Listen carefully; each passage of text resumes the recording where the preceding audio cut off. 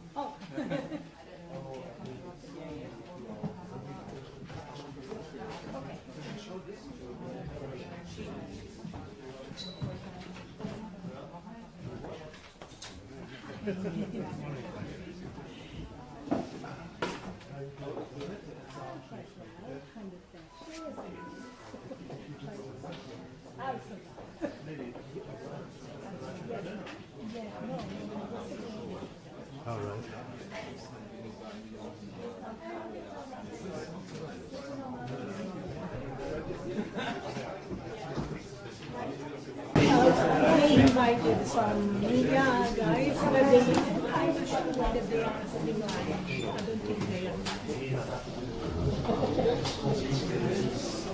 No, I can't.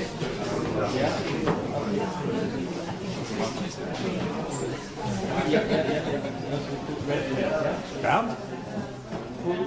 Komm doch rüber hier.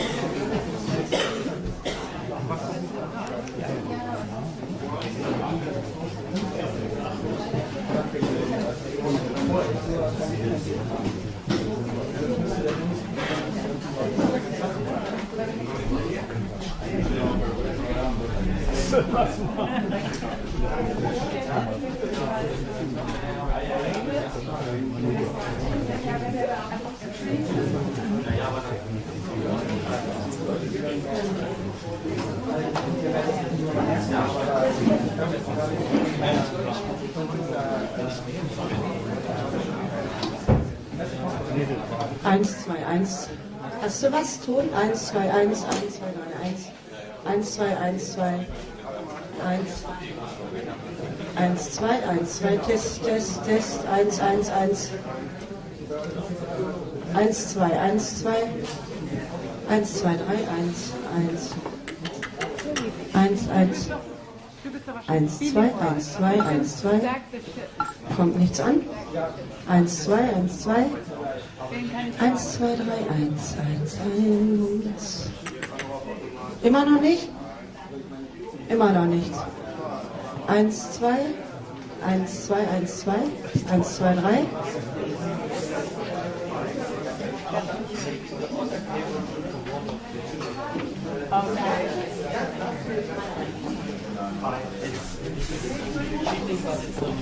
Okay, okay. Thanks. Okay, thanks. 1, 2, 3, 1.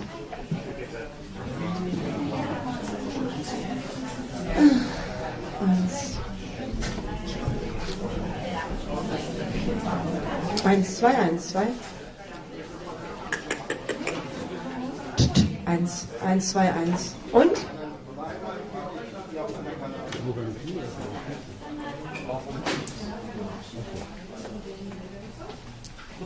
1, 2, 3, 1. 1, 1, 1. 1, 1, 2, 1, 2. Jetzt wird es langsam eng. Müsste mal von der Bühne. Ich hab jetzt keine Zeit mehr.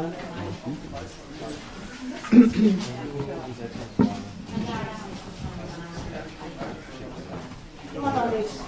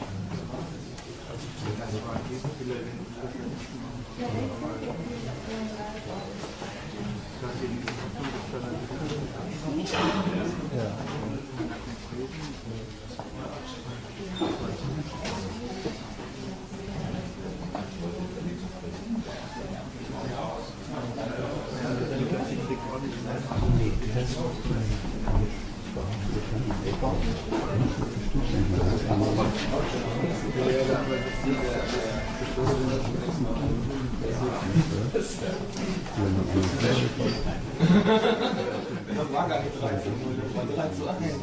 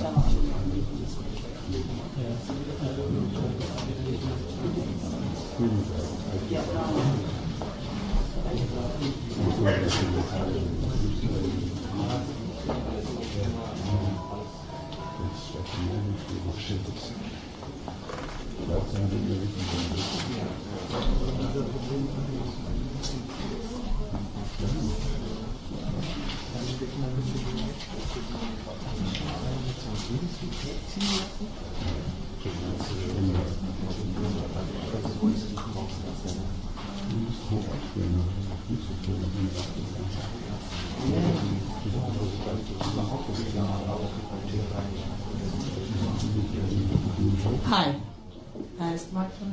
Sorry for the delay. I was just waiting for one of our speakers who's just held up, but there's further held up, so we will just begin anyway. I won't waste any more of your time. Thank you very much for coming. It is the anniversary of 10 years of WikiLeaks starting today, and this is the first showing of a video that we have for this.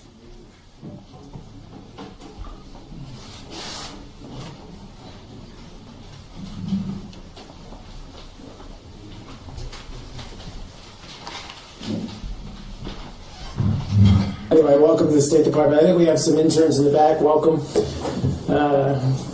Good to see you in this exercise in transparency and democracy.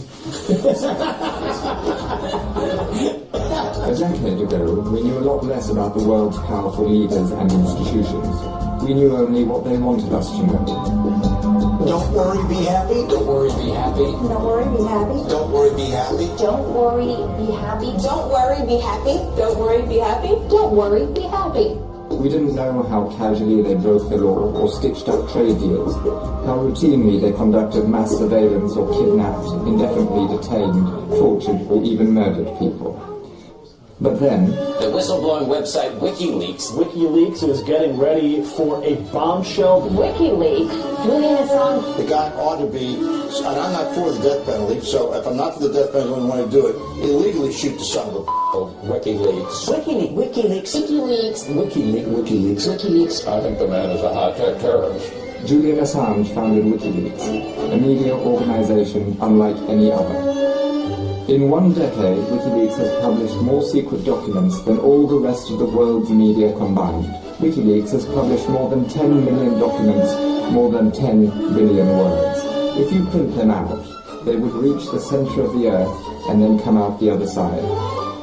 To celebrate WikiLeaks' birthday, here are the top 10 greatest hits, 10 publications that helped us all better understand the world we live in. In 2007, WikiLeaks showed us inside Guantanamo Bay by publishing the manuals and standard operating procedures used to hide prisoners from the Red Cross, as well as PR guides used to eliminate certain words like suicide or to rename a hunger strike as voluntary fasting. 500,000 documents make up the Iraq and Afghanistan war logs, the most detailed description of war to have ever been published. Each attack and death is listed, including 15,000 kills that had been kept secret from the public. When European oil company Trafigura dumped illegal toxic chemicals in the Ivory Coast, it convinced a British court to gag the BBC and The Guardian. WikiLeaks published the gag documents breaking the censorship ban. In 2010, WikiLeaks revealed how a US Apache helicopter killed 18 people, including 2 journalists and people in a van driving children to school. What shocked the world was the video game commentary of soldiers eager to kill. Look at that, right through the windshield. Oh yeah, look at those dead bastards.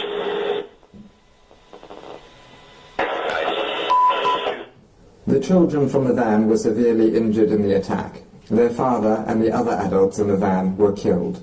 The United States strongly condemns the illegal disclosure of classified information. Later that year, WikiLeaks released over 250,000 secret US diplomatic cables about every country in the world. Cablegate exposed wrongdoing on every continent. WikiLeaks exposed the largest international agreements that the world has ever seen, the 3 big T's, which are being negotiated in secret. The 3 big T's are big businesses' new strategy to bypass the World Trade Organization and ensure that they get to set the international rules of what other countries can and cannot do. Today, WikiLeaks begins its release of emails documenting the private lives and private lies of private spies. WikiLeaks revealed the inner workings of private intelligence company Stratfor that provides advice to US government agencies, arms companies, and Dow Chemical, who hired Stratfor to spy on the victims of the largest chemical disaster in history caused by their plant in Bhopal, India. With the 2.3 million emails published in the Syria files, including the emails of its head of state Bashar al-Assad, WikiLeaks revealed the true nature of the Syrian elite. The Syria files also shed light on how Western companies profited from Syria by breaching sanctions. WikiLeaks revealed the US national security agencies spying on world leaders, including Chancellor Angela Merkel of Germany and the UN Secretary General Ban Ki-moon, the last 3 French presidents, and President Berlusconi of Italy. Finally, coming in at number 10 are the emails of the US Democratic National Committee, which showed how the DNC undemocratically and illicitly stacked the deck against Bernie Sanders. As a result of those leaks, the DNC's 5 top heads rolled. For the 10 million documents published, and the 10 million more to come, let us all wish WikiLeaks a happy 10th birthday. To help WikiLeaks publish the next 10 million documents, go to wikileaks.org/donate.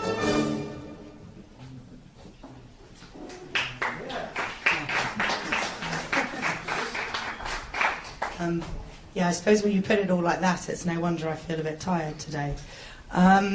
So yeah, 10 years. This day, 10 years ago, the domain wikileaks.org was registered. Since then, we've published over 10 million documents. That's over 10 billion words. That's more secret documents than the rest of the world's media combined. Sorry to everyone in the room.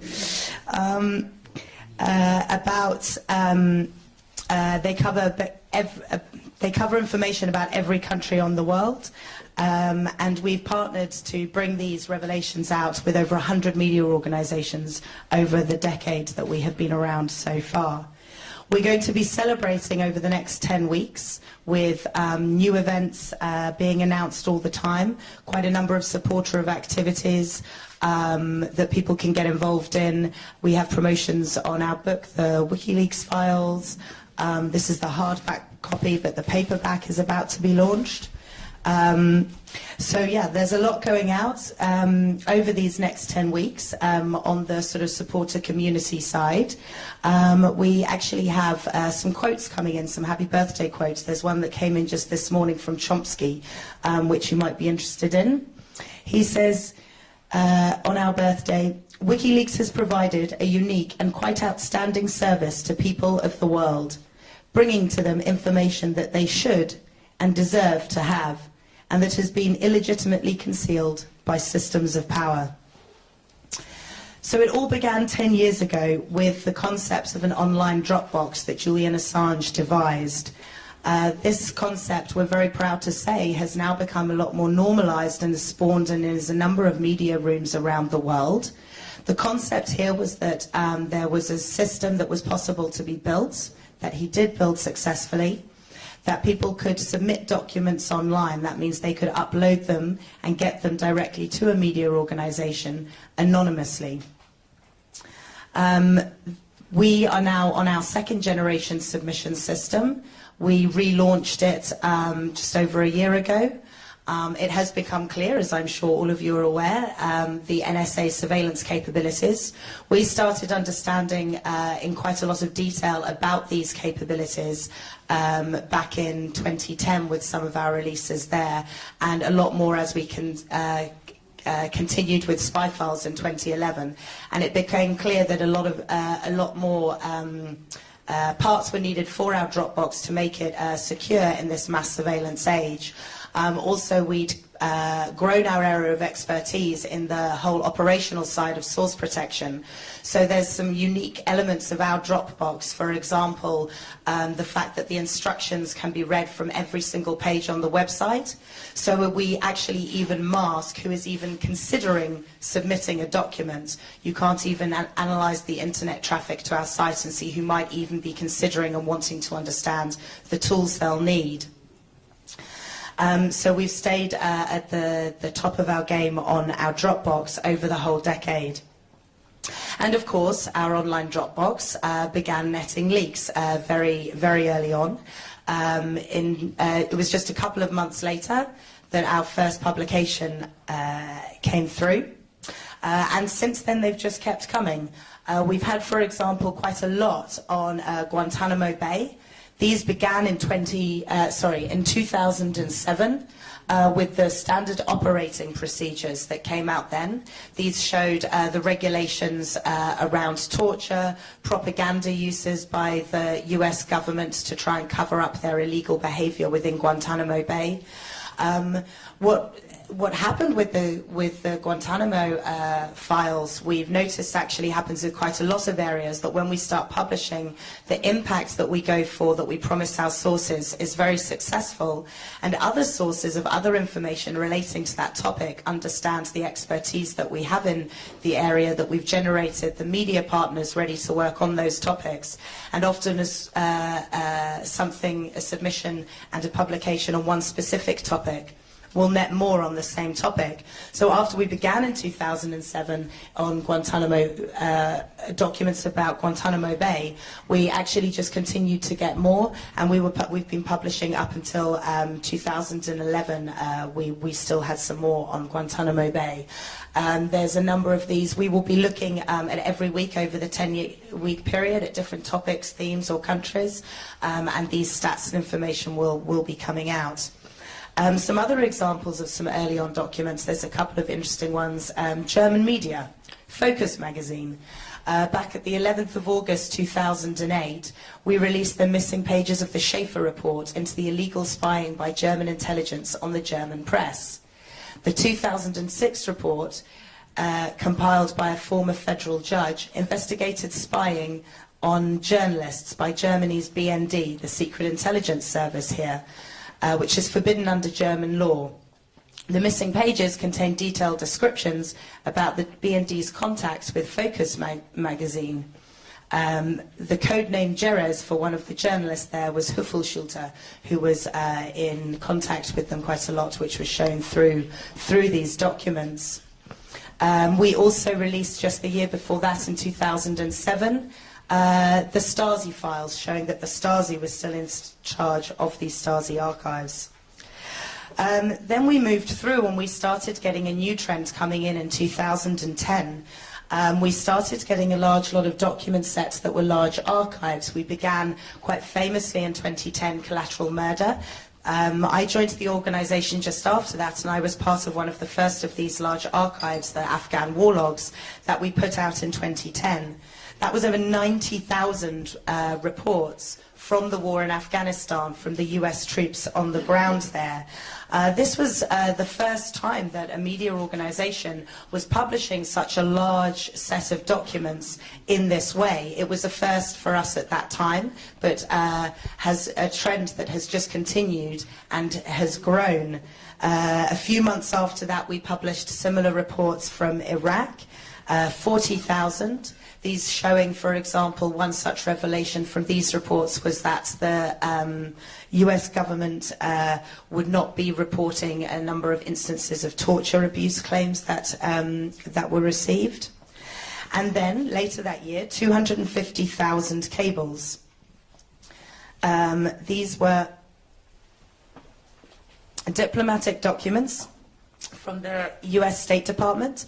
And we began in 2010 with publishing 250,000 cables. This was a publication that ended up with 100 media partners. We were publishing for several months. This produced amazing results all around the world. A couple that show the impact. For example, the cables have been cited by Tunisian academics for having contributed significantly to the revolution in Tunisia. They also were one of the main bases for immunity being withdrawn in Iraq. The Prime Minister at the time explained that this was a reason, the information in the cables, for them taking away immunity for US troops. And there's an interesting case which really showed us and started to develop our publishing model that we have been finessing over the last several years. And what we realized with Cablegate was that actually, if one is just working with media, and as much as that does help on an impact side initially, there is a huge impact for archives. The very nature of them, of people being able to explore full archives and see trends in documents, is not only allows for more stories and information to get out that wouldn't otherwise be picked up by media, but is actually very empowering for the public. There was a case specifically that showed us that if we just allowed waiting for headlines, then the stories that all deserved to come to the forefront wouldn't necessarily. There's a German citizen, Khaled El-Masri. He happens to have the same name as a suspected terrorist. And he had been, while he was on holiday in Macedonia, kidnapped by the CIA, secretly renditioned, tortured, and then after several months after they discovered that actually they had the wrong person, he just happened to have the same name, the CIA just sort of dumped him out on the road. And he had terrible trouble trying to get a court case up. The US just said he had no standing, there was no documentation about the secret rendition, etc., etc. In the end, although partners did not pick up those cables to publish them initially, when we put out the entire set of Cablegate unredacted, he was able to go through, him and his legal team, they found the documents that were actually able to get them, and they were able to use them in the ECCHR case that he took that was eventually successful. And this really started to show us the value of publishing these full archives, not just searchable, but the full archives so that the public can interact with them. And this is something that we've kept on with doing, and you will know a number of our more recent releases, the DNC emails, Hillary emails, etc. We are keeping with this, having understood the value of publishing full large archives. Of course, for this, we got quite a number of attacks. The biggest and most interesting for me that we get, obviously we get DDoS attacks, and technically people try to take us down. We're very successful and always have been at staying online. We don't unpublish documents, our links aren't broken. But the one that was most interesting to me are the propaganda attacks that we get. And we've been living with these for several years. The first one that we were hit with when I joined was the blood on your hands with the Iraq war logs, which I found just incredible even at the time. We were literally publishing the deaths at their hands of tens of thousands of people, and somehow this was turned around that because we explained to the world that the US were knowingly doing this, we somehow had blood on our hands, which of course is not true at all. And what was interesting with this story that still is occasionally repeated, although predominantly people have come to understand that it is just based on a bunch of lies, was that actually this point was brought up in the trial of Chelsea Manning. And the US government tried very hard to try and show in that trial that there had been any harm done from any of these publications. This was something they wanted to use against Manning and, of course, Julian and WikiLeaks. And what was interesting was that the US government themselves, despite having successfully brought up this talking point, were actually able to find no evidence of harm. And you can see some of the quotes here, and it became very clear in the trial that actually even the US government don't have any facts to back up their point. And we've seen these sorts of propaganda attacks continue. We're going through quite a large one at the moment. Doesn't surprise us at all.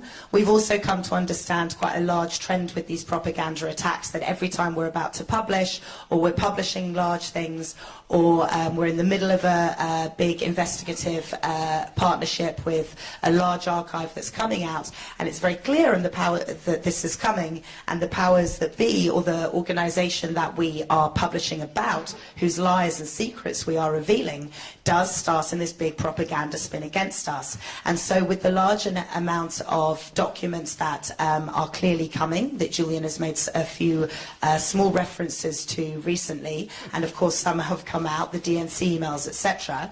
Of course, as is usual for us, a large spin machine went into play against us, and there have been, it seems, quite some digging through past publications. There really is, it seems to me, quite a concerted attack to go in through and just try and find anything. Of course, as is usual, when you start to pick them apart, none of these actually work. I'll just look at a couple of them now that have come out recently, just to illustrate, I suppose, how easily falsifiable and based on no facts, just spin. And it is interesting to me that it is all happening at this time where clearly we are at quite a height of publication. So, for example, Russian agents. I'm apparently a Russian spy. We don't publish anything on Russia. Apparently it's a bit too difficult to Google WikiLeaks Russia and see the 2.3 million emails that we've put out exposing Assad's regime, because apparently we're not publishing on Russia and Syria, or the 650,000 documents that we've published on Russia. That was apparently a bit too difficult to fact check. What's another good one we've had recently? Oh yeah, the Turkish one. Oh, this was funny. Yeah, so then there was a big hoopla online because apparently we'd published some data on Turkish women and everybody was getting very upset and it was personal, etc., etc. The most amazing lack of fact-checking here, what was being referred to was not even anything that we'd published. And in fact, the person that did publish it actually stated that it wasn't us, that they'd published it and they had now removed it after this criticism. But apparently, well, we'll just ignore the tweet, we'll just ignore people explaining they published it. No, no, no, we'll attribute it completely falsely to WikiLeaks and try and get up this, this spin. So for us, these sorts of attacks are quite interesting. It's interesting to see the type of reaction and spin one gets. As I say, these are always, we've seen the trend, it is a reaction from an organization or entity that we are publishing about. They are bringing it up in defense, and so it is actually interesting for us generally to see the types of attacks, the type of spin and propaganda that is tried to be worked up, because this actually tells us even more about the organization, interestingly enough, that we were revealing about in the first place. So yeah, as long as journalists are willing to not fact check, we're willing to do it afterwards. And we've learned that the main lesson through this is, through these propaganda attacks, is just keep publishing. We publish real documents, true documents, source documents. They speak for themselves. The public can interact with them themselves, and that is, and always has been, and is now 10 million or 10 billion, depending on if you prefer words or documents, that many times that we have been proven correct on this. And so we will keep publishing. It has been 10 years and 10 million documents so far, and there are a lot more coming. We've got Julian will be speaking a bit more about that in a second. But right now, we're just going to hear from one of our media partners briefly. The other one was due to be joining us, John Getz. Sadly, he's been held up. Oh, no, he's here. Just at the last minute. Grand entrance, hey, John. I know your game. Stefania and John, if you'd like to come and join me. So John Getz is a German journalist here, and Stefania has come from Italy, and they're just going to say a few words about working with WikiLeaks as media partners. Me? Okay. Okay, can you hear me? Okay, good.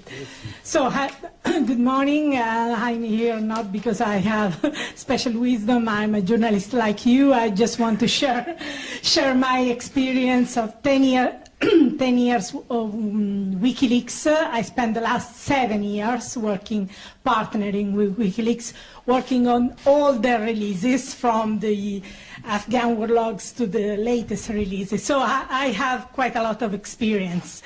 And so... Sorry, Stefania Maurizzi, and it'll also be on the slide at the end, and it should be in, if you've got one of these packs, it should be there, but Stefania... Yeah, Stefania Maurizzi? Yes, I'm working... But yeah, it'll be on the slide at the end, Stefania Maurizzi. I'm working for the Italian news magazine L'Espresso and the Italian daily La Repubblica. So basically, it all started in 2007, when one of my high-value sources was basically destroyed, had very serious consequences, just for contacting me, just for trying to contact a journalist. So at that point, I realized that the well-established techniques to protect sources we journalists use are no longer working. We need something better. So I'm a mathematician. Before journalism, I got a degree in mathematics. So I have good sources in cryptography. And one of my high-level sources in cryptography told me, well, you should have a look on that bunch of lunatics. And the lunatics were the WikiLeaks guy. WikiLeaks had just been established, so very, very few people knew about even the name of WikiLeaks. So that top-level source in cryptography put WikiLeaks on my radar screen. And I started looking at this organization, their work, how they were publishing things, how they were basically operating, and I got very interested in their methods and in their approach to journalism, because it was a good approach, a very different approach to journalism. And suddenly, in 2009, one night in July 2009, at 3 a.m. in the morning, someone called me we are WikiLeaks, okay? Could you please get up and go to your computer, because we have a file, and you need to get this file before it is too late. Please go to your computer, and could you please help to verify the authenticity of this file? So I went to the I accessed this file and realized that it was very important. It was a file about the garbage crisis in Naples. Probably you know this crisis because it hit the headlines around the world. And it was basically the alleged role of the Italian secret services in this crisis. So at that point, I realized their methods. I realized how they were operating. Though at that time I knew very little, and I started tracking them down, trying to understand who they are, how they work. And that 2009, I basically started partnering with WikiLeaks on all their releases, working on each of their releases. And I could tell you some good paranoia stories about the paranoia of getting fake documents. But I could tell you also, tell you a very good story about tough journalistic work for verifying these documents and try to put them in a context, getting good stories, because this is what journalism is about: verifying documents, finding angles, finding stories, and make these stories accessible to how important. I mean, it was thanks to WikiLeaks documents that we were able to learn what happened behind the scene of the story, the Italian story. Actually, it is an international story. You probably know the extraordinary rendition of the Milan cleric Abu Omar. Abu Omar was kidnapped in Milan, and basically Italy is the only country which nailed the CIA agents involved in this rendition. And thanks to WikiLeaks cables, we were able to understand what happened behind the scene, how the US government tried to put pressure on the Italian prosecutors and the Italian politicians in order not to have this case going ahead in the court. And I could tell you what happened with the Syria files when we discovered the Italian arms giant Finmeccanica selling this communication equipment, military equipment to the Assad regime. And in that case, we got a libel case. So we got a major libel case, but we were able to win because documents were true, documents were genuine. We had done a good work, and WikiLeaks had done a good work revealing these documents, revealing a story which would have been inaccessible without the WikiLeaks document. Finally, if you check the latest UN report on Sudan, you probably know that Sudan is one of the countries which is under embargo by the UN. There is an arms embargo.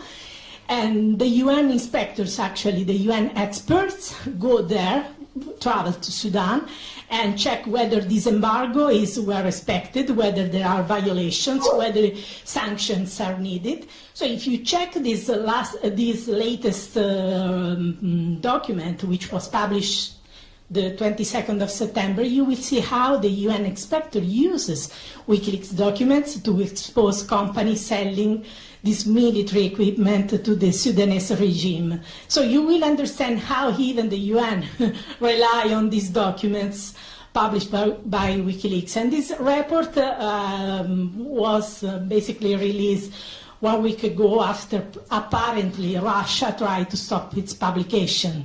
So in that case, no one said, well, WikiLeaks revealed some document, but Russia didn't want to reveal. No one said anything, but the documents are used by the UN expert, and it was important to expose the companies violating the embargo, the UN embargo against Sudan. So that's why I keep working on the files, I keep working on the releases, because they bring these important documents which would be inaccessible otherwise. Thank you. My name is John Getz, and I work for NDR and for the Süddeutsche Zeitung. There was some misunderstanding, I think, in some of the announcements that I work for WikiLeaks or something like that. That's not true. Just want to make that very clear. I'm a journalist that works for NDR and for the Süddeutsche Zeitung. And I was asked just to kind of talk about, my experience over the years working with WikiLeaks.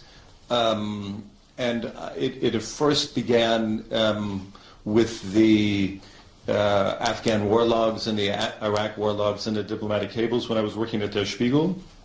And it's continued today in my capacity where I work now. And we've worked with WikiLeaks on some of the releases. We haven't done all of the releases. There've been, and basically we look at each release at a time, and we look to authenticate and look at the value of the publication, and then we decide based on that example if we're going to go ahead or not. And it just, when I look back at the last 6 years that it's been for me, it's very interesting how I came very naive about encryption, about the safety of emails, the safety of downloading documents. I remember at the time I found all of that stuff completely irritating, and like, why are they wasting my time? These are really, really difficult people who seem to take joy in making my life as a journalist difficult. And that was really how it felt like to me. Do you know what I mean? And they were constantly harping on this whole security thing. And it was very interesting how now in the last 6 years that my attitude about that's really changed. A lot of it had to do through the work of WikiLeaks, but also, of course, what came out with Edward Snowden later on, that a lot of the things that they had been telling me that I thought were brain dead were not brain dead. So that was one thing. And there was also just one other thing I wanted to mention, that I did a lot of work on the Khalid al-Masri kidnapping case that Sarah had mentioned earlier, before WikiLeaks had been involved in it. And there was actually, there actually still is an arrest warrant today from a German state prosecutor for the 13 CIA men who had kidnapped Khalid al-Masri. The Munich state prosecutor has an ongoing arrest warrant. And one of the great things for me in my work as a journalist was to see through WikiLeaks documents released by WikiLeaks, the shadows of my work as a journalist in the government, and how the U.S. government, put pressure on the Chancellery about the stories that we were working on at the time, to see how the Justice Ministry, there was pressure on them, and to see kind of actually how politics works.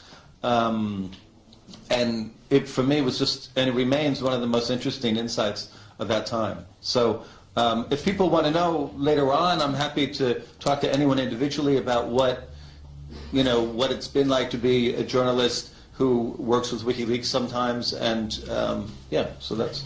Does anybody have any sort of questions on working with us and our partnerships or anything like that John and Steph could answer? No? No? All good. Yeah. Okay. Thank you. Yeah? So I'm Andrea Shalal with Reuters, but how do you, from WikiLeaks perspective, how do you decide which media organizations you work with? Do you have a sort of stable, do you send the information out, and then as John is indicating, the media have a choice to decide yes or no, we're not going to work on that? I mean, how do you decide that, and how did you do that in the very beginning, I imagine? Yeah, so we'd had some media partnerships for some smaller size publications before Cablegate. In the summer we had with the Afghan war logs, for example, a sort of smaller size one than we then came to have with about 3 or 4 partners. And as we rolled out Cablegate, essentially what it was that as we would start to publish the cables to do with a certain region or country, we would basically analyse the media in that country and look at who had the best investigative teams, and would therefore do justice to the material. Often we got more than one in each country. We actually discovered, working with some of the media, that stories will on purpose be missed because of a political bias of the editorial of a paper. So we would often actually get multiple media in a country, which in itself, how that worked, often ended up quite an interesting exercise in itself of what one would miss and one would get, or miss on purpose. And then going forward, we've then built up this very strong partnership with over 100 around the globe. And so if there's documents relevant to a particular country or a particular interest in there, then we will approach the media partners that we have there already. And if there's an area where we don't have, although we're getting very few countries now in the world where we don't have good media partners. But if not, then we'll do the same process of analysing and deciding. And then there's a bit of a process of teaching the security tools and how to work in a secure way with the documents. So there is a bit of lead-in time.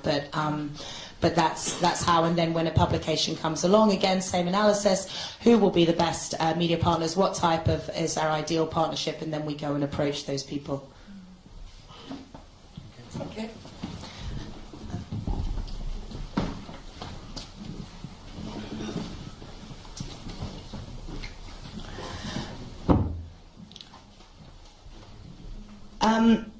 So through all of this,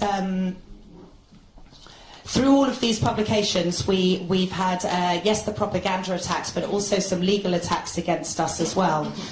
This began obviously in 2010 with the banking blockade. We've been working hard against that to not only get the blockade dropped, but to actually get some justice for it. Obviously, for an organisation that relies off donations, when we were publishing hundreds of documents a day, to not have that revenue stream coming in was quite debilitating for a while. But we pushed on through. We have managed to predominantly successfully defeat the banking blockade. We've won court cases against Visa and MasterCard, and we're in the damages phase of that. So hopefully over the next few months and year there will be some updates on that case, but we are being successful as that progresses. We've then, of course, had a lot of surveillance, electronic, some of it mass, surveillance, and some of it obviously targeted. Julian Assange is in an embassy where, although there was several months ago, the Met Police did put out a statement that they were taking away their overt surveillance, they did state that they were going to be upping the covert surveillance. Sorry, I thought there was a question, sorry to pause. But yeah, so I had a particular interaction with some of the US grand jury case against us and the surveillance that we get. A couple of Christmases ago, I got a lovely Christmas present from Google, where they sent me, finally, after having been keeping it secret for 2 years, they sent me the subpoena that they'd had on my emails. Now, it was interesting that this was a private email account before I joined WikiLeaks, so this really goes to show the dragnet nature of the investigation in the United States, that Melinda will talk more about in a second. And just before she comes on, I just sort of want to say that we've really seen with the grand jury in the US from a member of staff that this is really, we can see that it is trying to get our boss, our editor-in-chief, Julian Assange, but it's quite worrying for all of us as members of staff that they're willing to go to these lengths, where my private emails, you know, with my family, etc., were caught up in this dragnet surveillance to try and get Julian on criminal codes such as espionage, conspiracy to commit espionage, Computer Fraud and Abuse Act. These are all very serious crimes in the United States. And this is on top of something I just want to illustrate now because I think it shows it quite well. This sort of surveillance and these sorts of secret legal threats that the US government has been, or the US has been making against us, have also come from a number of government officials in quite a personal way ever since 2010 they began.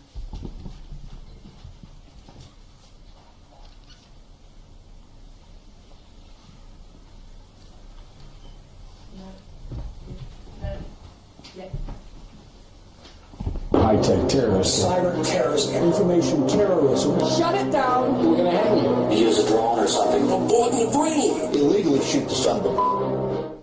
Information warfare is warfare. And Julian Assange is engaged in warfare. Information terrorism, which leads to people getting killed, is terrorism. And Julian Assange is engaged in terrorism. He should be treated as an enemy combatant. WikiLeaks should be closed down permanently and decisively. Should the United States do something to stop Mr. Assange? We're looking at that right now. The Justice Department is taking a look at that. I would argue that it's closer to being a high-tech terrorist than the Pentagon Papers. This disclosure is not just an attack on America's foreign policy interests. It is an attack on the international community. The head of WikiLeaks is not a particularly credible source in my mind. He is a, in my mind, he's a criminal, and he ought to be hunted down and grabbed and put on trial for what he has done here. I think the man is a high-tech terrorist. He's done an Assange. Yeah. He needs to be prosecuted to the fullest extent of the law, and if that becomes a problem, we need to change the law. Well, I think Assange should be assassinated, actually. I think Obama should put out a contract and maybe use a drone or something. You don't want to act panicked and have the... Well, you don't have to act panicked. You can act tough and say, if we catch you, we're going to hang you. Yeah. Or whatever. We heard some of that from Holder. Julian Assange is a cyber terrorist in wartime. He's guilty of sabotage, espionage, crimes against humanity. He should be killed. How is it that the WikiLeaks guy remains free?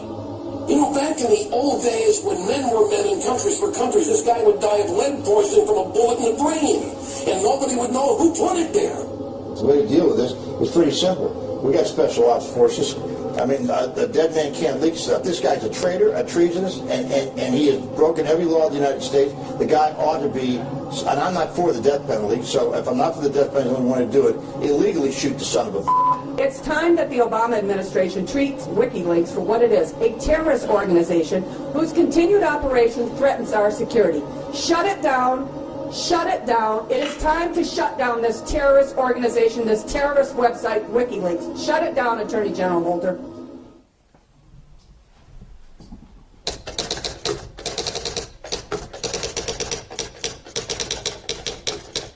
So yeah, they're quite serious threats there coming from some very official people in the US. It's also came out just in the last couple of days that actually these sorts of comments came from Hillary Clinton's mouth as well, where she in a meeting questioned whether he could be droned or not. So to explain a little bit more about the current status and any updates of this US case, we have one of Julian's lawyers here, Melinda Taylor. She's a criminal lawyer at the ICC, and she led the UN case that we had just recently. Melinda. Hi, everyone.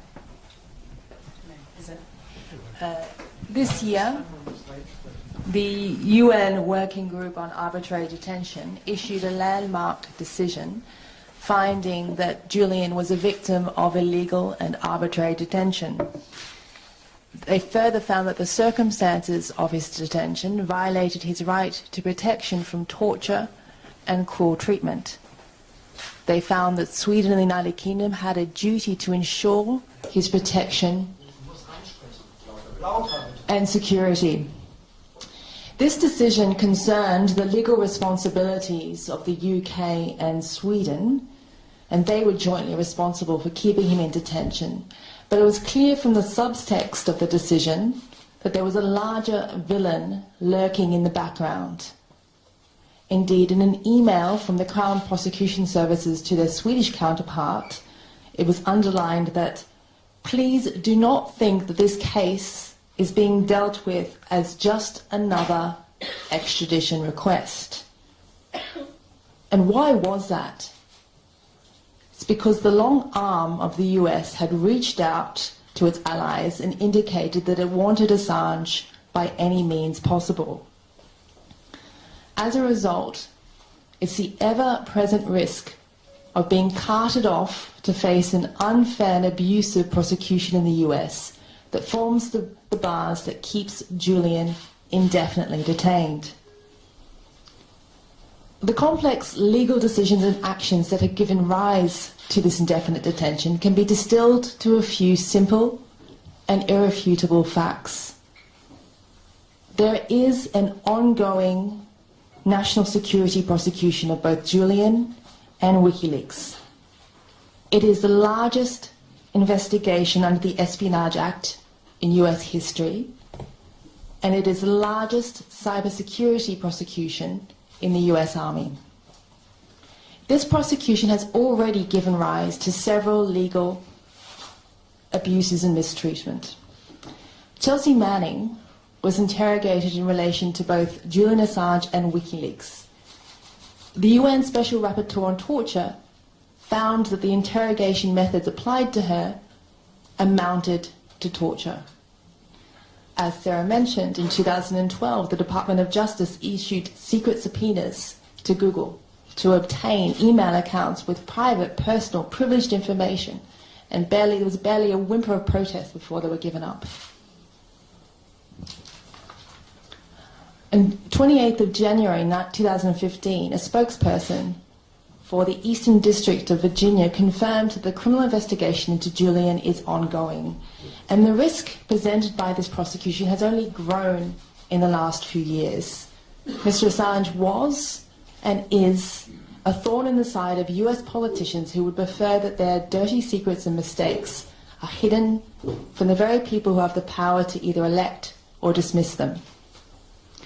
The inability to view Julian or WikiLeaks with any level of impartiality has just been emphasized by the recent smear campaign caused by the DNC leaks. Once again, the spectre of Reds under the beds has been resurrected.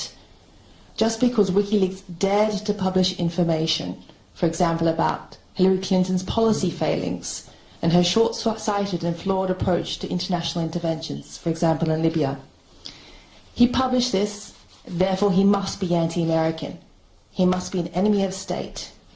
They don't see him as a publisher. They see him as an enemy combatant who must be brought to heel by any means possible. Julian has even been placed on an NSA man-hunting list, along with other members of terrorist organizations. And as Sarah mentioned, there was reports that came out recently that Hillary Clinton, in a meeting, proposed to just drone the guy. And while this has been going on, both Sweden and the United Kingdom have refused to give any assurances that he won't be handed over to the US if he were to go to Sweden. And of course they hide behind technical reasons for their refusal. Oh, we haven't received a formal request from the US for his extradition. Or we can only give him an assurance that he won't be given to the US after he leaves the embassy and after he comes to Sweden. It's just like the big bad wolf who's outside the doors of the Ecuadorian embassy. He's trying to huff and puff and blow it down. And now he's trying to convince Julian to leave. Come out, Julian. I might be chomping on a Chelsea Manning sandwich. That might be Edward Snowden in a frying pan behind me, but you'll be safe if you come. And so the stalemate continues. Julian remains detained because the UK and Sweden continue to flout their international obligations and their duty to protect him from this risk. But even though Julian has been locked up, they haven't been able to silence him or WikiLeaks. Over the last 5 years, whilst Julian was detained, WikiLeaks has continued to publish key information that has changed the world. Without WikiLeaks, this information would have remained unknown or obscured, but it has now empowered people throughout the world to know where the perimeters of responsible government ends and the shadowy outlines of Big Brother commences. WikiLeaks documents are not curated, culled or pieced together to support a particular political narrative, and as a result they show both sides of the coin. As an example, it was the detailed minutiae of corruption and excesses that were set out and leaked to US diplomatic cables that acted as a catalyst for the Arab Spring. But the diplomatic emails and cables leaked by WikiLeaks were also instrumental in revealing the political machinations that both preceded and accompanied the NATO intervention in Libya. For example, one can see in Hillary Clinton's emails that she was aware of the profile of Saif Gaddafi as a potential reformer. She was aware of potential peace plans that could have avoided further civilian casualties. The US were aware, even later, that if he was tried in Libya, it would be inevitable that he would be given the death penalty. Nonetheless, all of this was avoided or ignored because of the political calculus between securing oil contracts as compared to protecting civilian lives. So these documents have had a range of repercussions in a range of areas. They're used by both the Victims' Council and Defence Council international courts and tribunals. And that is because they help to establish the truth. Truth might be a universal value, but it's a rare commodity. Not everyone has equal access to authentic evidence. If you're a sitting head of state or a head of a multinational corporation, often you can conjure up documents at a minute's notice. But if you're a human rights defender, a political opponent or a dissenter, it's very hard to get access to evidence to help prove claims or protect your rights. But by making troves of authentic documents freely available, WikiLeaks has leveled the legal playing field. Thanks to WikiLeaks, you don't have to be a government crony or an insider to get information concerning, for example, the collateral murder of civilians and journalists in Iraq, mistreatment of detainees in Guantanamo Bay, US spying on foreign diplomats, unfair and unbalanced trade agreements. Today's event has been convened to mark the 10th year anniversary of the registration of WikiLeaks. These 10 years have transformed the notion of democracy and human rights. Because of WikiLeaks, people throughout the world have the power to know what is being done, why it's being done, and by whom it's being done. Through this knowledge, they can more fully participate in the world they live in and protect their rights. I would like to thank Julian.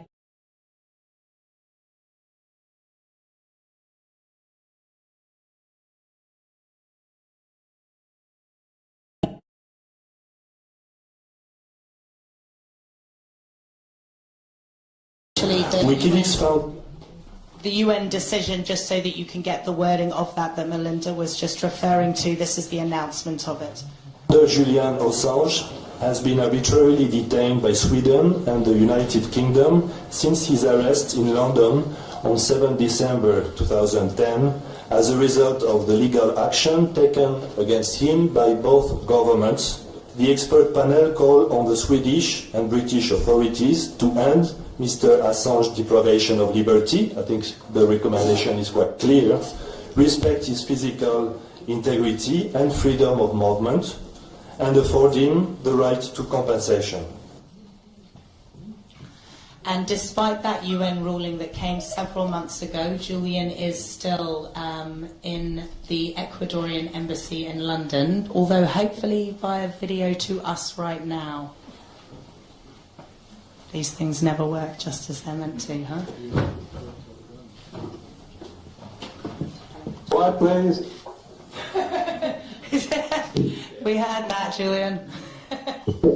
All right, that's great. Wait, hold on. You were just a random voice, sort of weirdly echoing, sort of in an omnipresent fashion down to us.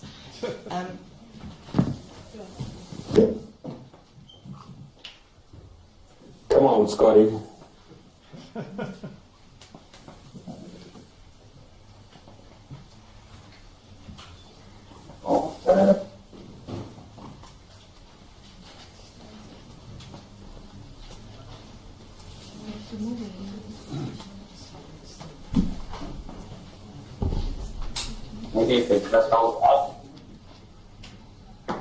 Okay, we're just sorry for the delay. We're just sorting that out for just a couple of seconds. Does anybody have a question from the legal side whilst we're just trying to set that up that Melinda might be able to answer? Yes. You talked a lot about the threats that you've been facing.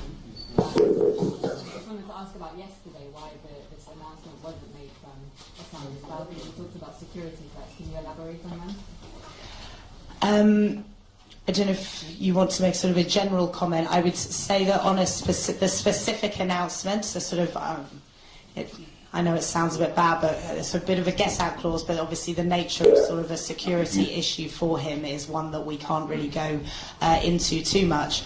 Oh, we've got him, sorry. Happy birthday.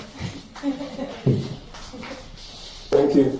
This is Truth, not Ruth, actually. I actually didn't hear much of what went on because you need to be close to the mic that's connected to the computer system. But, okay, so I understand we're in the Volksbringer, and to thank the Volksbringer for again for letting us use that space. It's a quite important place here in Zurich. Okay, so let me get my notes and we'll begin. We have about 20 minutes, is that right? We're running a little over time. No? Yeah. So I'll try and cut it to 15 so we have time for questions. Over the last 10 years, WikiLeaks has released 10 million documents comprising of 10 billion words. And why numbers are not everything, they're a start.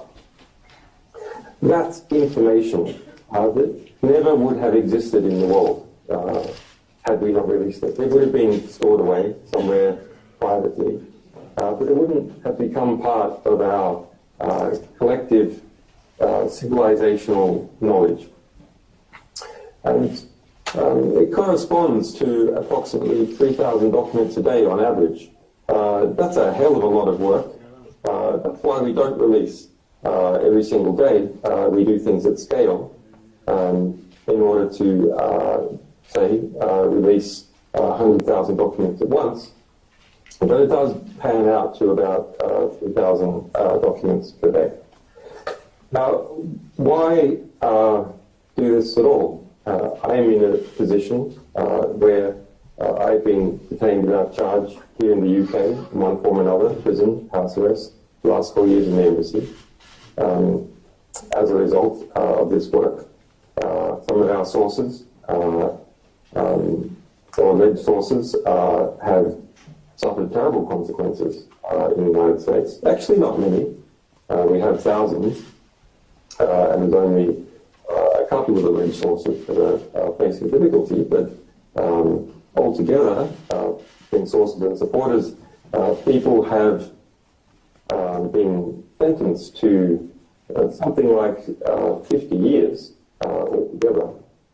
And the two most significant cases is that of Chelsea Manning in the United States, sentenced to 35 years in prison, purely for communicating with the media. That's the allegation. There's no other allegation against them. The United Nations found that they had been tortured, subject to cruel and inhumane treatment akin to torture. Jeremy Hammond, imprisoned in New York for 10 years. And a number of supporters back in the heat of the kind of first phase of neo-McCarthyist hysteria in the United States in 2010, 2011, went through a legal process as well. Most of them got off without any imprisonment. But, okay, what does it teach you? Well, it teaches you something about the structure of power. Whenever WikiLeaks engages in a release, sure, the information that we reveal about an institution or about a state is interesting. But also the reactions by the institution or the state are extremely revealing. And the reactions by tertiary players, such as particular media groups and their alignment, allied institutions, and so on. I mean, this in some ways harkens back to the old statement of Voltaire that if you want to understand structure of power, you should see who it is that you have difficulty writing about. Well, myself, my staff, and our sources, we believe in some kind of romantic ideal. It's quite a quaint notion. It's quite a cynical notion. It's quite a notion, in fact, that perhaps in some ways doesn't belong to this time. It belongs to an older time, or perhaps a future time, which is that through understanding the world, we can do something sane. We can do something rational. It's not something of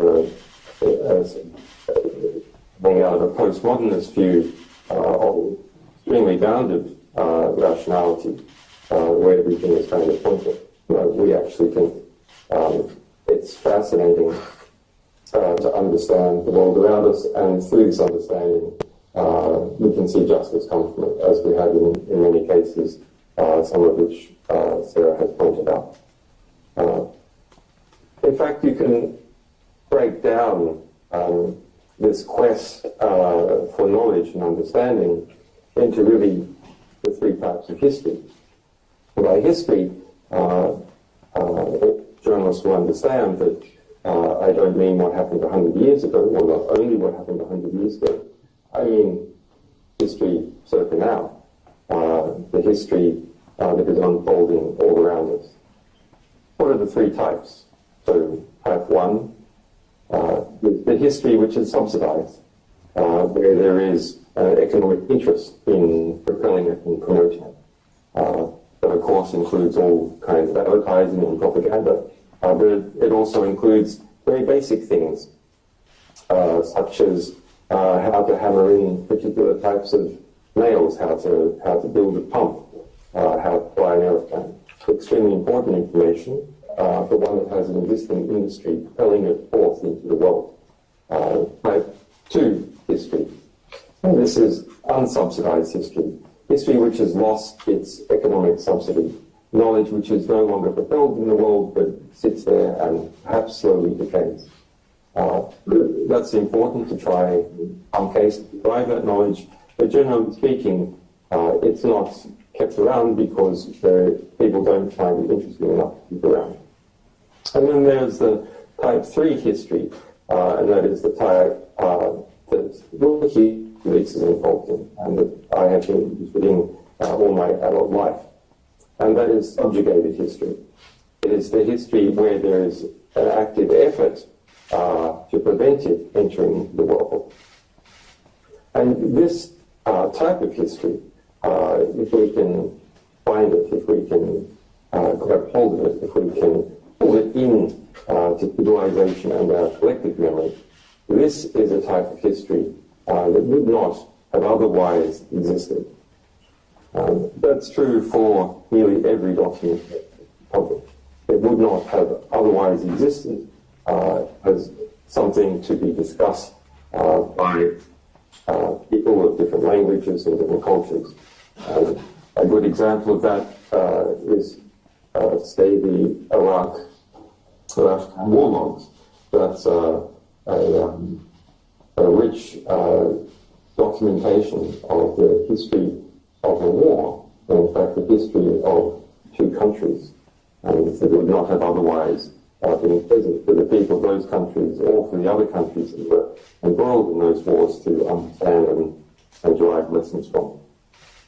So through collecting this type of knowledge, subjugated history, we have built this romantic ideal of a grand rebel library. That's what WikiLeaks is. A rebel library, a type of library of Alexandria.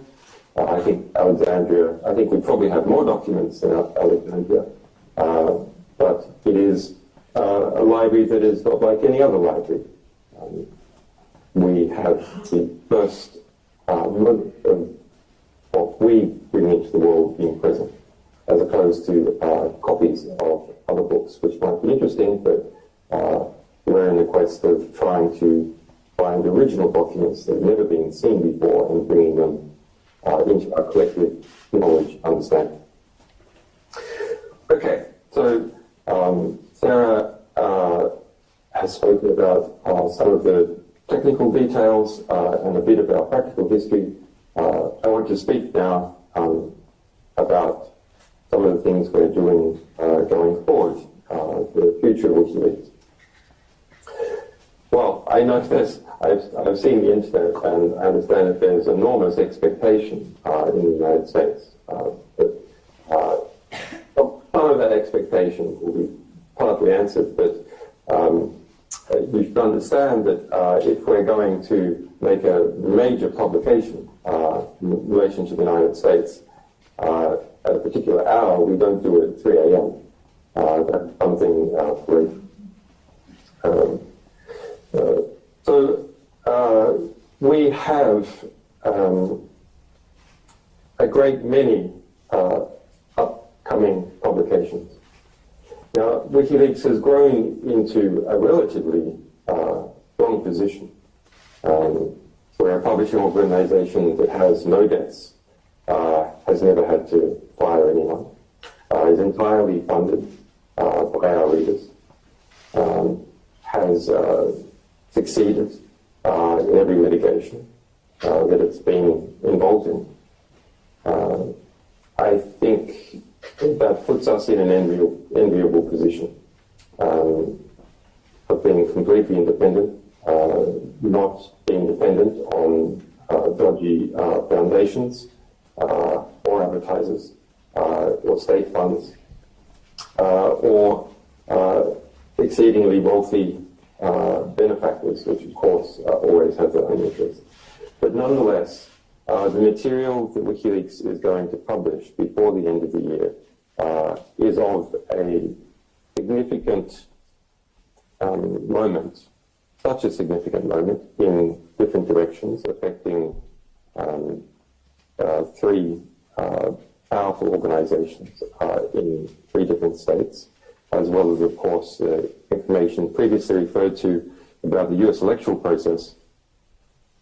But WikiLeaks needs to change in order to survive and thrive through the next few months. Now, why we have been growing and why while we are in a position to, and I expect to be able to build up to about 100 additional journalistic staff over the next 2 years, we are going to need an army. Not an army, of course, engaged in physical hostilities, but we are going to need an army to defend us from the pressure that is already starting to arrive. That pressure is being placed on a number of elements that are close to us. It is being placed in one way or another on the state that has courageously given me asylum. It will not succeed. There will be consequences for it. If necessary, of course, if I am not able to continue or the Ecuadorian people are unreasonably blamed for WikiLeaks publications, I will have to resign as editor, but our publications will continue. So part of the necessary defense of WikiLeaks, we have engaged in a new project to recruit people across the world to defend our publications. And we'll give details of that as the weeks go by, but immediately you can start following on Twitter WL Task Force, that at WL Task Force, or twitter.com/WL Task Force, and Community WL. Follow those, and we will issue guidelines about how you can promote WikiLeaks publications, prevent their censorship, and we will also give, if necessary, an effective call to arms if the pressure increases a lot more than it already has, which I expect almost certainly that it will. What else? The funding model of FAS is a very interesting model. FAS is a German newspaper, and it is something that we have been working on for a while. WikiLeaks will soon launch a membership system where we will give voting rights in relation to 20% of the discretionary expenditure we have. it's important to keep us independent and keep a sustained and predictable income as opposed to significant income coming from the times of publication, but in the times of between publications where there's extensive litigation, then the funding is more unpredictable, which is a difficult position to be in if you're in the middle of litigation. Okay, on upcoming journalism, because we have so many publications due before the end of the year, we're in both an enviable position and also in a very difficult position of having more than 1 million documents to get through of many different sources. We need to increase our number of press partnerships. We have about 110 different organizations over the years. I think there's about 89 that are active at the moment. I think Sarah might have displayed them before. But we need to increase the number, especially in the United States. So journalists that are interested in taking one angle or another on upcoming publication and getting embargoed access, you do need to be a publication which has significant impact. Write to press@wikileaks.org and tell us what your circulation is and what your medium is and what your subject matter expertise is. We have a book which has just come out, that is the WikiLeaks Files. It's out now in the United Kingdom. It is 40% off this week at Verso. If you just Google Verso WikiLeaks Files and search for it some other way, that's a free book, and it's available by ebook as well. We have another book coming out later this year. These two books, which I've written here in the embassy, one about Google and one about cypherpunks, how cryptography permits journalists and others to protect themselves from mass surveillance. Look at that. It must be the green. Okay. Now, upcoming publications. We hope to be publishing every week for the next 10 weeks.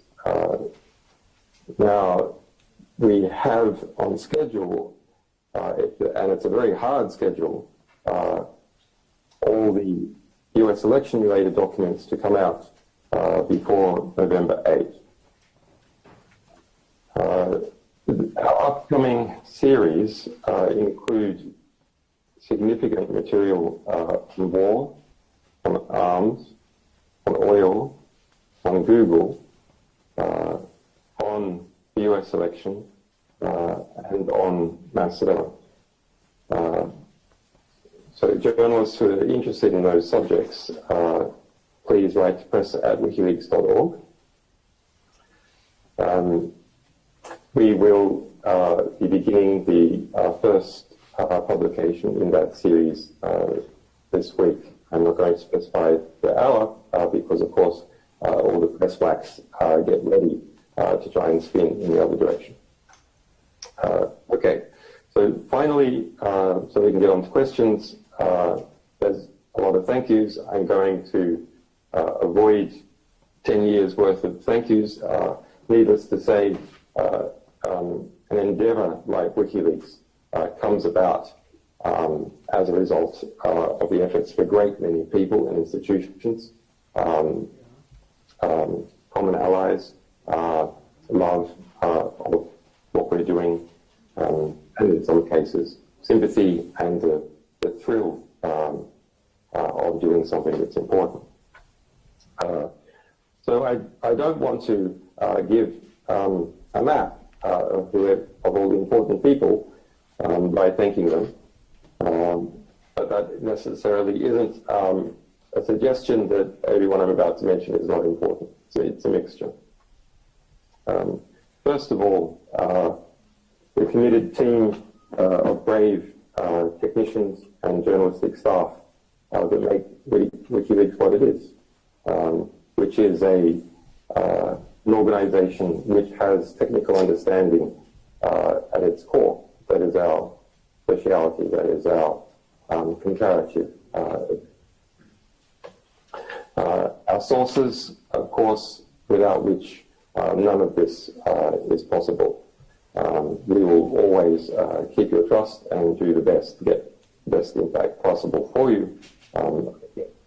We've shown over the years that we do. Our readers, supporters, and defenders who keep our mission going. A lot of staff and a lot of legal battles cost a lot of money. And it's only through the funding of our readers and supporters that we're able to keep that big ship going. Our increasingly formidable legal team, they're public, so it can be named, including Balthazar Gazon, Barry Pollack, Margaret Kunstler in the United States, Marin Taylor, Gareth Pierce, Stella Morris, Renata Abilia, Kerry Schenkman, Jennifer Robinson, Julian Burnside, Greg Barnes, and more than 100 other lawyers in different countries, nearly all of whom work pro bono, although they're expenses. Our allies, media partners, and other defenders in hundreds of institutions and countries, especially the Center for Constitutional Rights in the United States, FFDN, Reporters Sans Frontiers, Human Rights Watch, the ACLU, and the Freedom of Press Foundation in the United States. Professor Gavin McFadden, who's in a very difficult way at the moment in terms of his health, Susan Penn, and John Pilger, who should be personally thanked. The people and government of Ecuador and the United Nations, who've courageously respected my human rights despite considerable pressure over the years. The people of Germany, the Holland Foundation, Der Spiegel, the Deutsche Zeitung, the CCC, Angela and Daniel Richter, John Gertz, and there's many others who I can't mention. And last, but perhaps most significantly, those who died fighting in this business. Michael Ratner, Chief Legal Counsel, John Jones, who, together with Melinda Taylor, presented our UN decision. Aaron Schwartz, Lenny Weinglass, another one of our lawyers, rest in power. Thanks.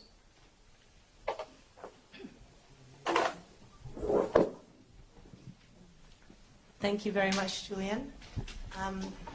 So we have some time to take some questions. Yeah, sure. There's obviously been a lot of speculation in the US that the leaks that are about to come out are going to destroy Hillary Clinton's campaign. Can you confirm or deny that? Julian, do you want to take that one? Because I think it's the false quoting of you that's been the issue on some of this. So sorry. It was referring to, do we have any comment on whether the upcoming publications to do with the US elections will destroy Clinton or not?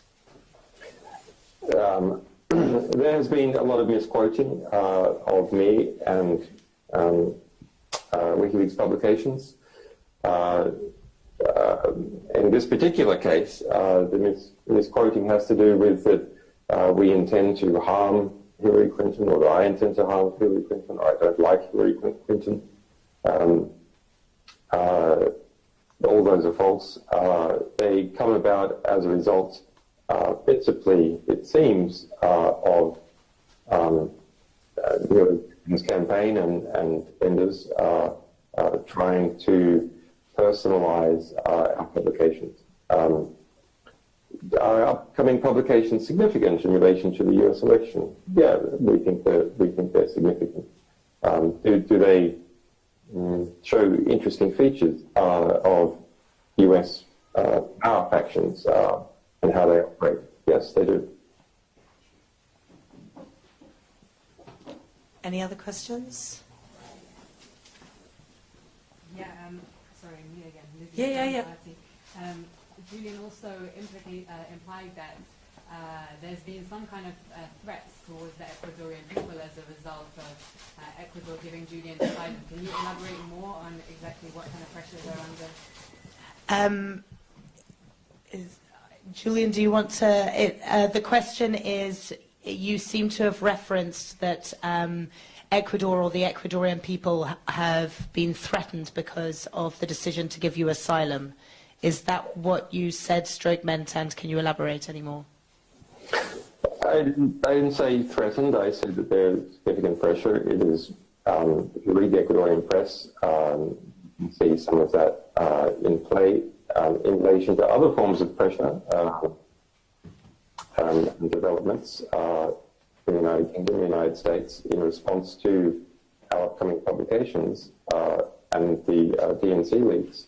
Well, we have a lot of sources, and those sources are in US politics, intelligence organizations, and their equivalents in the United Kingdom. And so, yeah, we know when there are developments afoot, and we're aware of them, and we will understand them and react accordingly. Yes?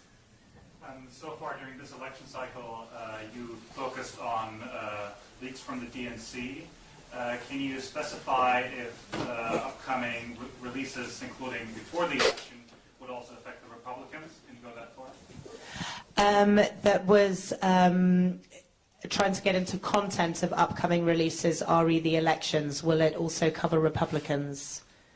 I mean, we generally don't go into sort of content of releases for quite specific reasons, in that part of bringing the impact and also ensuring or trying to minimize the ability to get up a spin before we've actually gone live is one of the reasons why we keep the releases so confidential. So there are good reasons for it. I don't know if you want to elaborate any more, Julian, though, on the Republican-Democrat spin that people have tried to... There's a lot of fascinating angles that are unexpected. I think he can't hear what we're saying, so he was talking about the publication. He said there's a lot of fascinating angles. That was the quote that he used. He can't really, the sound back to it. Yeah, it's... any other questions? Yeah, I'll go to the lady first and then come to you, if that's okay. Yeah. If you look at what you've summarized this now, what you've accomplished over the past 10 years, looking ahead for the next 10, what are your goals overall, specifically? Like, what do you hope to accomplish in the next decade with WikiLeaks? The lady said looking at the past 10 years and then looking at the decade going forward, what do you hope to accomplish with WikiLeaks? What are your goals? In the goals going forward? Well, yeah, going forward for a decade. Yeah, I mean, we've come to understand something about modern human institutions and how they work, and how power works and how it's shifting, and that gives some ability. As everyone knows, it's always limited to look forward and understand where things are going. I don't think I'll surprise anyone by saying that we're going in next year into a pretty serious space in the global geopolitical order as a result of either of the two current US presidential candidates and the power factions that are behind them, and waning Pax America in different ways. And the shifting from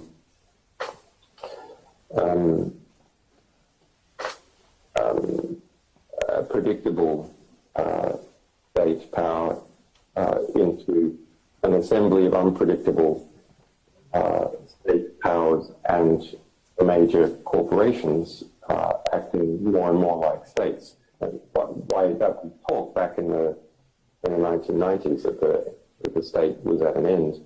Actually, something really very different is happening now. I don't think something that could have been foreseen at that stage. So as far as WikiLeaks is concerned, the more we're in an interesting position. The more that the world globalizes and digitizes, the greater comparative advantage WikiLeaks has. Similarly, the greater the levels of censorship, including self-censorship, the greater WikiLeaks' comparative advantage is as an organization that was built legally and technically, and to a degree politically, to resist censorship.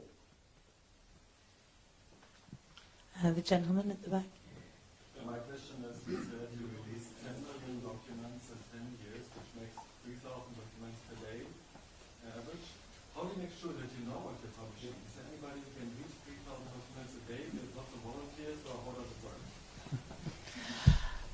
Do you want to go with this one? Oh, sorry, you can't hear. The question is regarding the stats that we've published, of how much we've published. We say it's an average of 3,000 documents per day. How do we verify at those quantities? Do you want to talk about? Sure. Yes, of course, that would be impossible. No, it wouldn't be impossible. It'd be very hard if we were dealing with 3,000 new sources per day. One source, one document, times 3,000.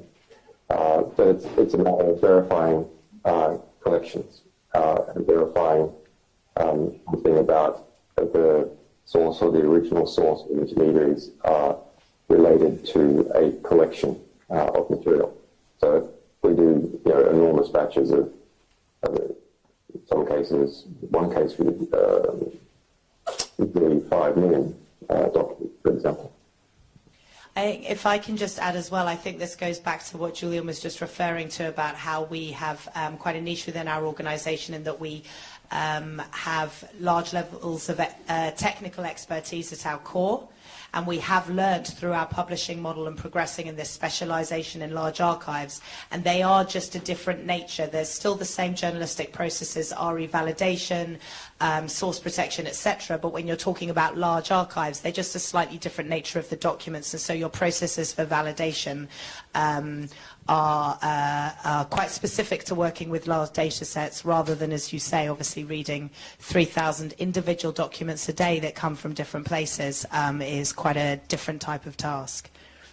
Yeah, the gentleman just at the back there. It says here, did WikiLeaks recently expose visitors to its website to malware?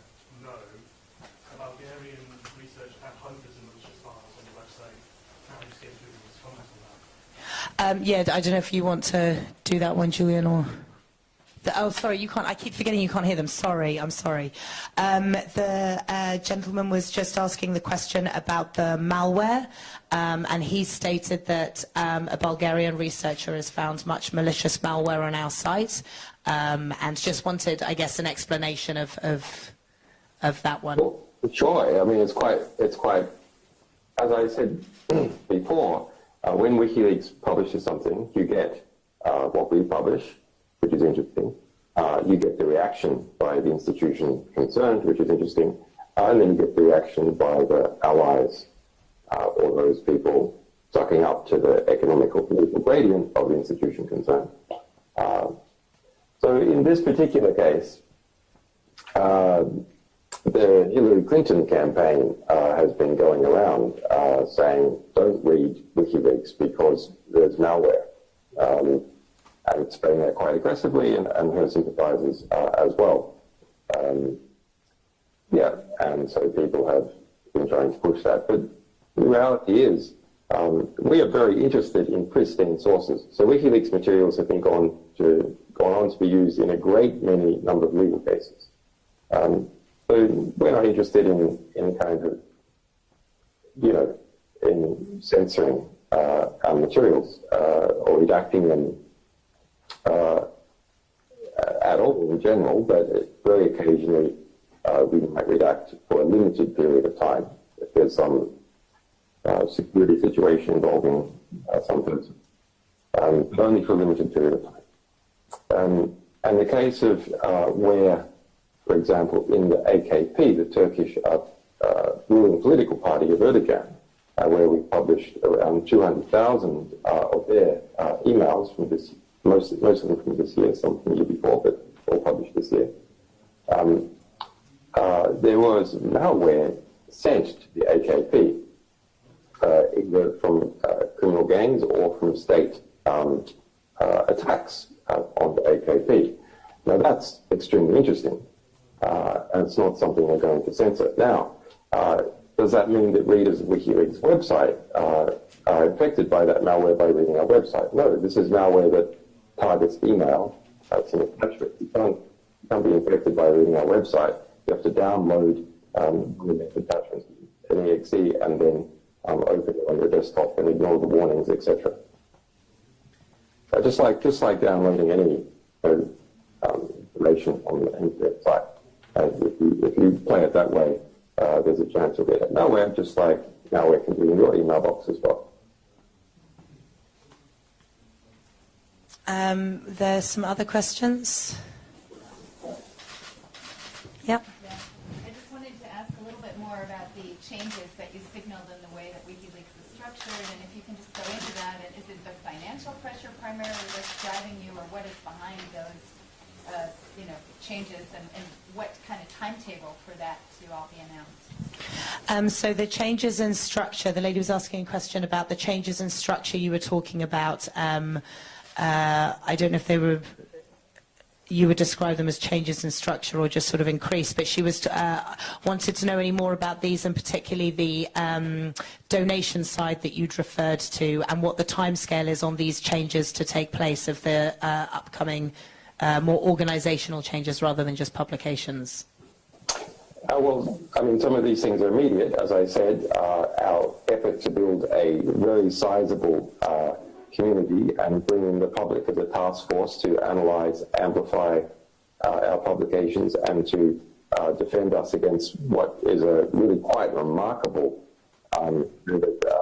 McCarthyist push in the United States at the moment, principally by Hillary Clinton's allies, because she happens to be the person being exposed at the moment. If you're talking about our structural changes in terms of members, membership system that we've produced similar to FAS, that's being rolled out. Now we have an internal beta. It's something that will occur over the remainder of the year. We hope to have it, the membership sign-up system done in about 30 days. Person back there? Yes, just a question in regards to the legal situation. We've seemingly gone through a lot of different avenues. Can you shed any light on perhaps what comes next, and perhaps how confident you may be in resolving the legal situation at the moment? Legal, are you talking about sort of with the US grand jury? Are you talking? Julian's situation in the embassy. There's a question about your personal legal situation within the embassy and what's possible next for you in your case. You hear me? What's the question? Oh. What's next for you in your personal legal situation there at the embassy? Well, I mean, it's all politics, right? The law is clear. The UN has ruled on the matter. The United Kingdom is not only has discarded the EU, and of course there's good and bad things about the EU. It is committed, the government is committed, and it's said so repeatedly, it is going to withdraw its Human Rights Act. It's going to scrap the UK Human Rights Act and attempt to either completely withdraw from the European Court of Human Rights or substantially withdraw the impact of the European Court of Human Rights. So it's, I'm in a country that doesn't follow the law.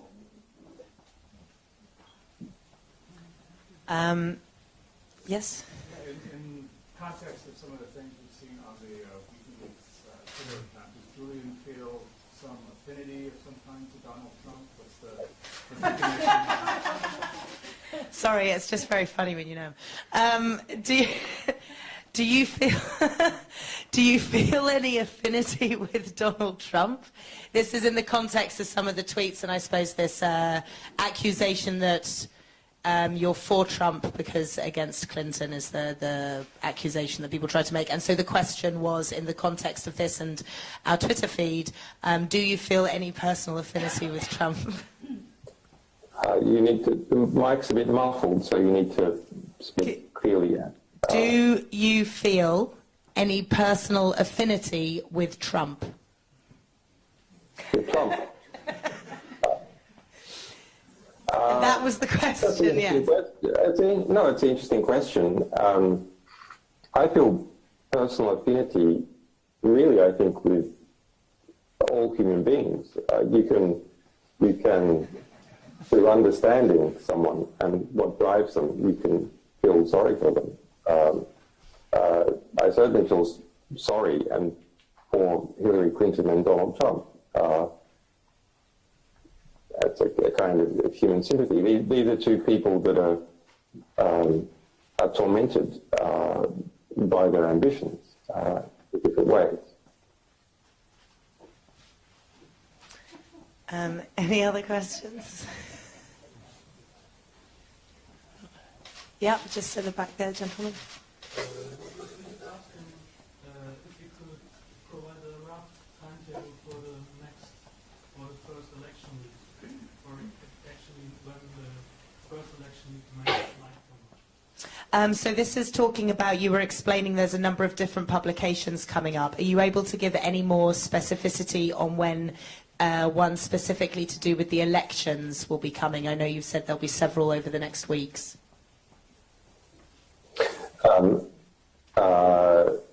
I think the statement I made was clear, that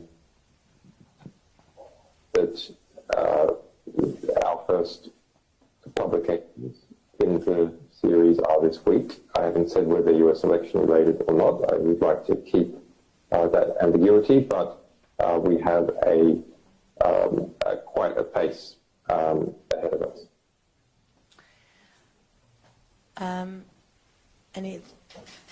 Yeah, so. Could you ask him to clarify his comment about how Brexit may change his legal status? I didn't quite understand whether you were saying it's an opportunity or potentially a risk.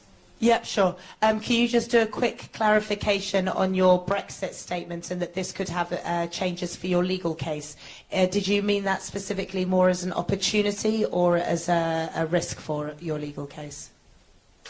Well, the Brexit is a slight risk in relation to there will no longer be appeals to the European Courts of Justice. So there's certain avenues that are cut off there. On the other hand, I mean, I have a lot of legal cases. So we have the US case, and the UK is sticking from tonight with the US extradition warrant will be landed in the UK. We have the UK bail case, which they're trying to arrest me over seeking asylum in the first place, which of course is completely illegal, but they're attempting to do it anyway. And we have the Swedish extradition warrant, which there's no charges for. So that in relation to the Swedish extradition warrant, which is an enormous rhetorical problem, and is used by the UK rhetorically to justify, although not legally,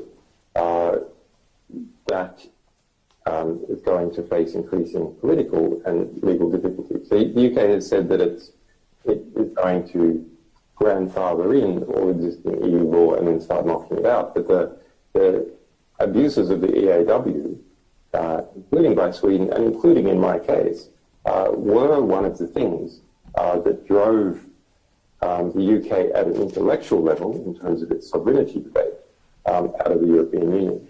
And there were significant debates about the abuses of the EAW in Parliament. So I would be surprised if the EAW is not significantly attacked as a result of things like extradition without charge in the UK Parliament as the transition occurs. Yeah. I asked before about why the announcement wasn't made yesterday on the balcony. It wasn't quite answered. Oh yes, sorry, he came on halfway through. Well, we could just ask. Yeah, the question is regarding, can you give any further information on the reason you had to cancel your speech in London later today? Security was given, but do you have anything else you can add? Yes, we received information.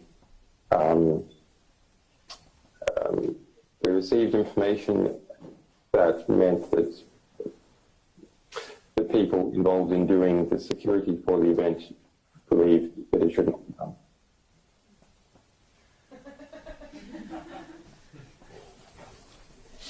done. Any other questions?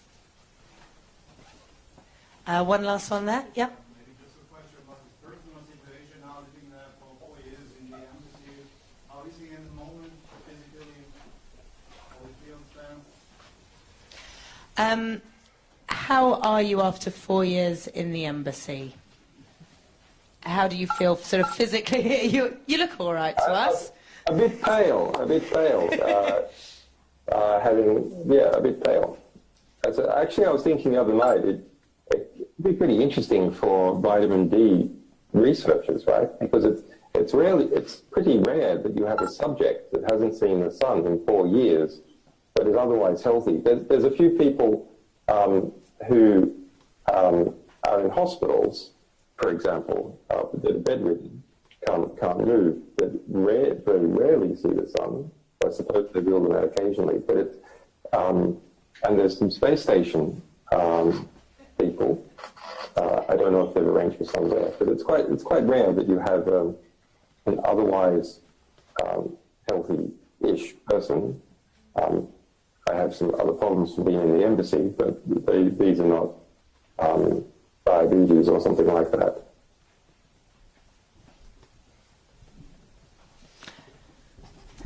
One last question.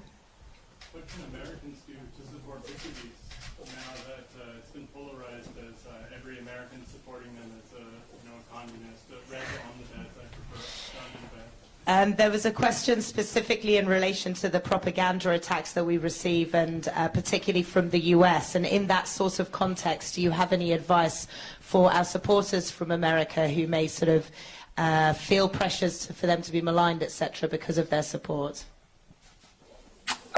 Robustly engage with it. It's I love it. These propaganda attacks, they're so amazing. They're pathetic and laughable in all sorts of cases, and dangerous in others, but they're so revelatory of the different associations in power between different groups. So you should really see them as an opportunity to understand who's aligned with who, and how social and political conformism works. It's a very accelerated process, and so one is able to see it unfolding in real time. In terms of combating it, there was some of you may not know, but there was an incredible front page story of the New York Times a few weeks ago. It's interior pages about us, with no facts in the story at all. The only fact, or alleged, the only news in the story was that the US government said they couldn't find a connection between us and Russia. That was the only fact. But the whole story was actually angled the other way, to have half incidences, not even absurd claimed coincidences, such as that I started speaking and campaigning about ROJ TV, which is the largest Kurdish language TV station, or at least it was, until a dirty deal, which we exposed, between Barack Obama, the Turks, the former Prime Minister of Norway, Rasmussen, who was going to become head of NATO, and did, and the Danish intelligence services and the Danish prosecution authority got together and decided to kill off ROJ TV, just eliminate it legally. It was imported in Denmark, beamed up to Eurosat and beamed down again.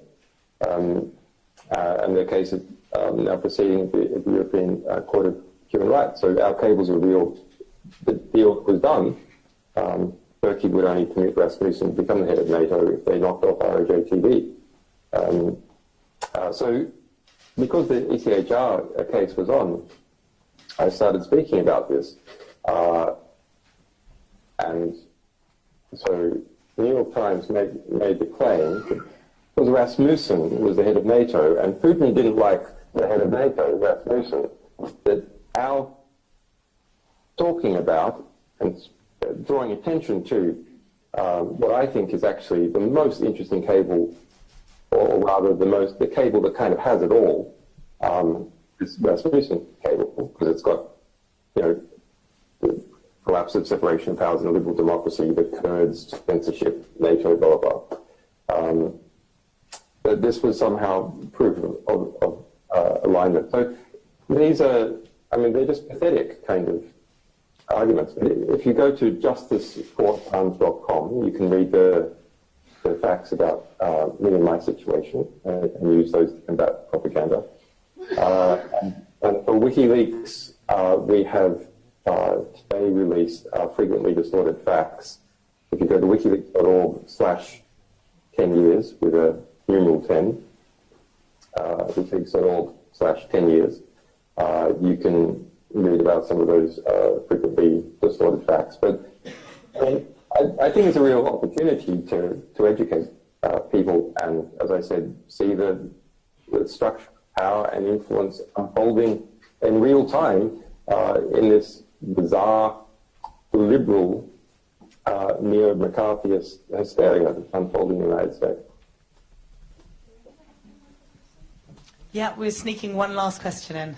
Yeah. So there are some people who say that the rise of the populist nationalist parties, that has a lot to do with people's,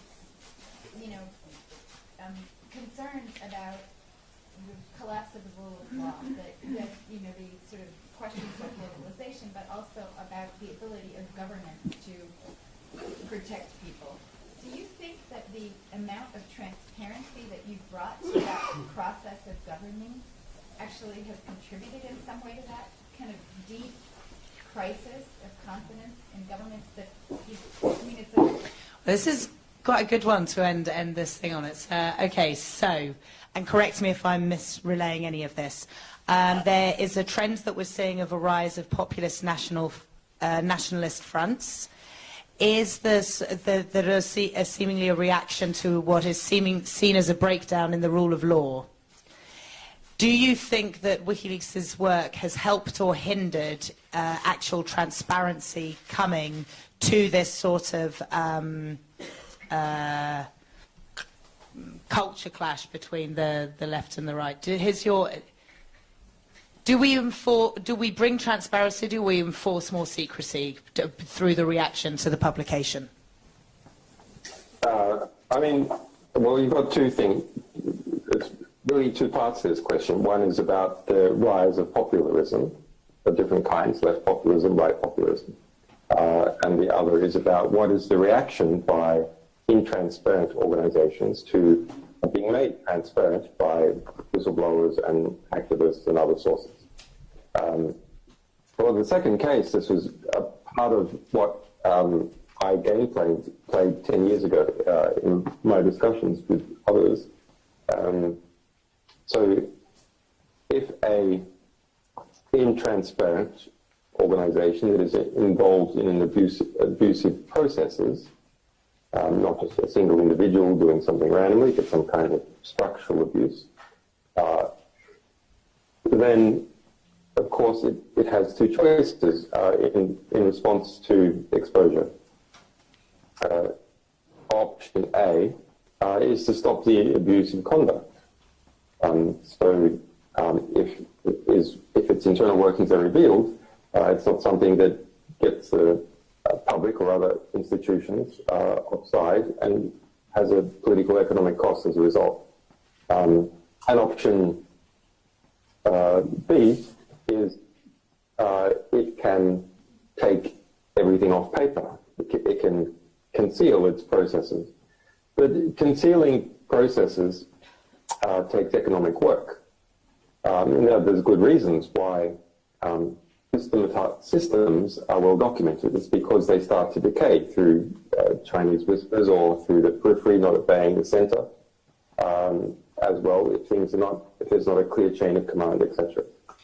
So sure, you can take everything off paper, you can go completely oral, but the result is a maximum size of the organization or the maximum size of that process within the organization will reduce, and therefore the systematic quality of abuse or injustice produced by an organization, which generates opponents, if it is known, must similarly degrade, or the whole organization must reduce in size because of the extra expense of doing things in this manner. In relation to, it's basically a win-win. You either get an organization which is less abusive or an organization which is smaller because it's taxed by its own secretive processes. In relation to the rise of popularism, well, I mean, my analysis is that most of this is caused by the breaching or the gradual degrading of existing media hierarchies.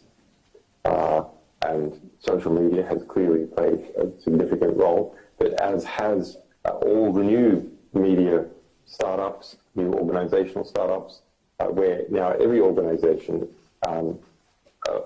even a tiny one, is a publisher. It is able to publish its views on the world and its position, etc., directly, rather than sending this through gatekeepers. So, as a result, established powers which connect to large media organizations, I know there's a lot of journalists here that work for them, but I'm sorry they do, and create standards, often very bad, usually to prevent or make it costly for journalists to question existing establishment powers, and just occasionally good. These are in decay. And so as a result, the more common sentiments of smaller organizations and individuals start to rise, and it's only natural that in response to that you see an increase in populism. And on that note, I'd like to say, Julian, thank you very much for joining us here in Berlin. Thank you to all the press for coming, and thank you to our supporters for being with us for 10 years and beyond. Thanks, guys.